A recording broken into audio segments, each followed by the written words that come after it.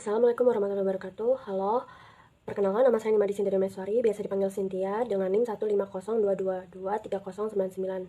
Saya dari kelas K4608 ingin menjelaskan mengenai materi filsafat timur beserta fenomena lapangan atau contoh kasus yang ada di dalam bentuk nyatanya filsafat timur ini. Nah, seperti yang kita ketahui bahwa filsafat ini mempunyai arti kata dari bahasanya.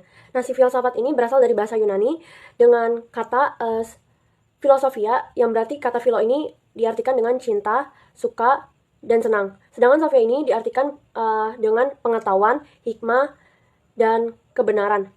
Nah, menurut Hasan, salah satu peneliti, mengartikan bahwa filsafat ini yaitu cinta atas kebenaran. Nah, tetapi secara umum, si filsafat ini diketahui dengan pengertian cinta pada ilmu pengetahuan atau kebenaran. Di dalam filsafat sendiri mempunyai beberapa jenis filsafatnya seperti filsafat barat, filsafat timur tengah, dan beberapa jenis filsafat lainnya. Nah, di sini aku akan membahas dan memfokuskan kepada materi filsafat timur. Filsafat timur itu pertama kali berkembang di daerah Asia seperti daerah Republik Rakyat Tiongkok, India, dan beberapa daerah-daerah Asia lainnya yang dipengaruhi oleh kebudayaan itu sendiri. Nah, filsafat timur ini mempunyai cirinya sendiri, yaitu dia mempunyai hubungan erat antara filsafatnya dengan kepercayaan atau agama. Singkat ini, filsafat timur dengan filsafat barat itu mempunyai perbedaan yang cukup berkebalikan. Kalau filsafat timur ini, ia difokuskan kepada dia, secara pengertian dia lebih percaya akan ketuhanan atau kayak dia tuh mempunyai kebudayaan, tradisi. Sedangkan filsafat barat ini adalah berbanding terbalik dari filsafat timur ini sendiri, yaitu lebih kepada alam. Dia lebih terfokuskan kepada logika lah gitu. Dia kurang adanya kepercayaan terhadap kayak sifat-sifat ketuhanan itu sendiri. Nah, di filsafat timur ini sendiri mempunyai sejarah dari filsafat timurnya, di mana masuknya 5 zaman yang berkembang di berbagai negara, khususnya di Asia ini sendiri. Pemikiran filsafat timur ini berkembang di Asia. Terdapat 5 zaman, yaitu zaman Weda, yang dimana itu berkembangnya kepercayaan atau keyakinan umat Hindu dan Buddha, di mana itu penyebaran keyakinan, khususnya di negara Indonesia ada keyakinan kayak Brahmana atau Upanishad. Lalu yang kedua masuknya zaman skeptisme, atau yang di dalamnya itu namanya ada Astika. Lalu yang ketiga itu masuknya zaman Puranis. Lalu yang keempat itu masuknya zaman Muslim, umat yang dimana kepercayaan atau keyakinan umat Muslim itu masuk di berbagai negara, khususnya di negara Indonesia. Dan yang terakhir itu ada zaman modern, yang kelima itu zaman modern, yang dimana berkembangnya keyakinan filsafat timur ini. Lalu di dalam filsafat timur ini mempunyai tradisinya. Nah, di dalam aliran filsafatnya itu biasa disebut atau dikenal dengan tradisi besar, yaitu dalam tradisi Hinduisme, Buddhisme, Taoisme, dan Konfusianisme. Itu merupakan tradisi besar dalam filsafat timur. Filsafat timur ini pun mempunyai kebudayaannya sendiri, yang biasa disebut dengan kebudayaan timur. Kebudayaan timur ini mencakup berbagai macam tradisi dan pemikiran filosofisnya yang berasal dari Asia Timur. Nah, khususnya itu pada negara-negara besar atau negara terkenal yang seperti Tiongkok, Jepang, dan Korea. Nah, untuk contohnya itu beberapa negara yang tadi aku sebutin, itu tuh dia mempunyai contoh tradisi atau kebudayaannya sendiri, yaitu seperti Jepang itu Zen, Korea itu Hamboki, lalu Tiongkok itu Taoisme.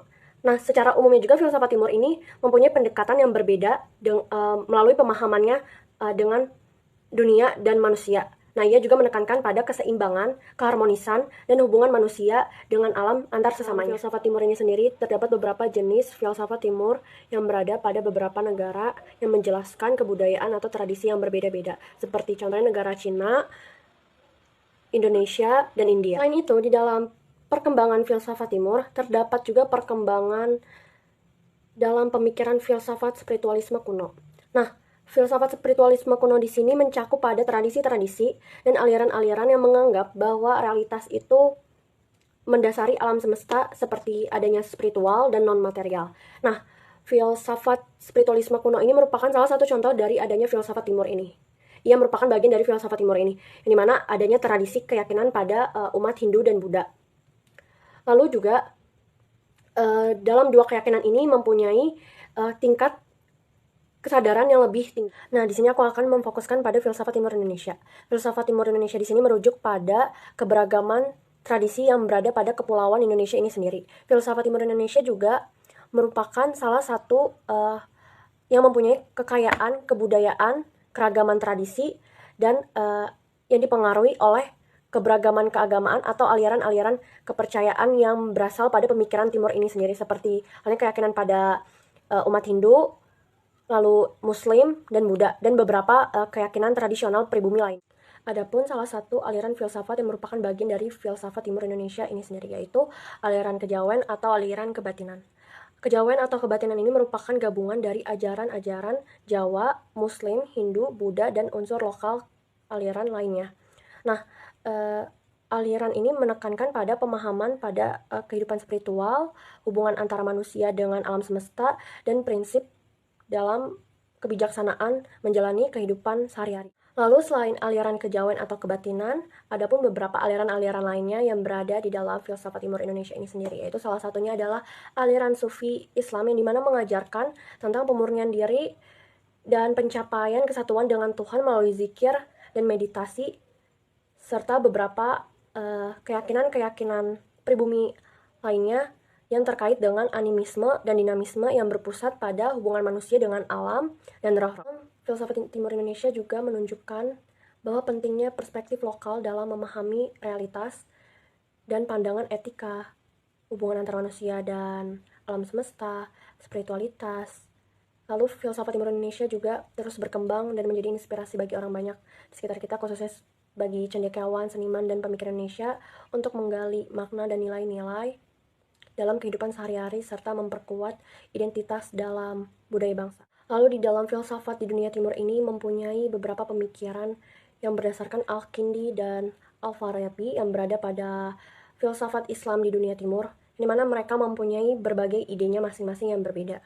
Dan beberapa ada penelitian atau penemu lainnya ya, dengan nama panjangnya dan nama sebutannya dikenal di beberapa negara yang berbeda, dan karya-karyanya yang mempunyai arti dan makna yang dimana mereka itu berfokus pada bidangnya masing-masing di dalam ilmu filsafat ini. Siklus, keseimbangan, etika, kebijakan, kehidupan, dan kesadaran dalam keterkaitannya dengan filosofi timur ini, yang dimana siklus dan keseimbangan ini mempunyai keterkaitan dengan konsepnya di dalam filsafat timur ini.